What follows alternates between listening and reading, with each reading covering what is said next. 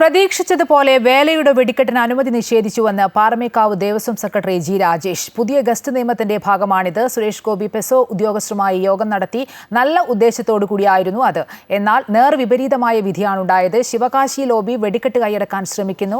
പെസോയെ വെടിക്കെട്ടിന്റെ നിയന്ത്രണത്തിൽ നിന്ന് നീക്കണം. വെടിക്കെട്ടിന് അനുമതി നിഷേധിച്ചതിനെതിരെ നിയമ നടപടികളുമായി മുന്നോട്ടു പോകുമെന്നും ജി രാജേഷ് പറഞ്ഞു.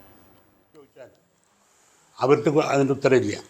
അതുപോലെ തന്നെ കൺട്രോളറുടെ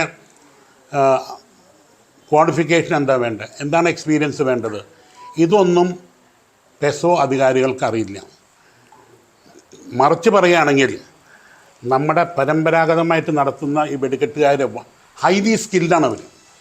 ഇപ്പോൾ ഒരു നിലയമിട്ട് നിങ്ങളൊക്കെ പണ്ട് കണ്ടിട്ടുണ്ടാവും, തൃശ്ശൂർ പൂരത്തിനൊക്കെ 15 നിലയുടെയും 20 നിലയുടെയും നിലമിട്ടുകൾ പൊട്ടിക്കാറുണ്ട്.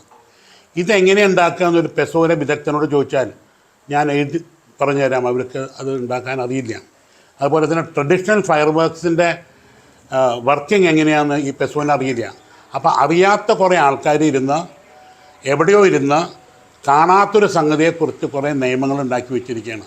ഒരിക്കലും പ്രാക്ടിക്കൽ അല്ലാത്ത കുറേ നിയമങ്ങളാണ് ഈ ആൾക്കാരെ എഴുതി വെച്ചിട്ടുള്ളത്.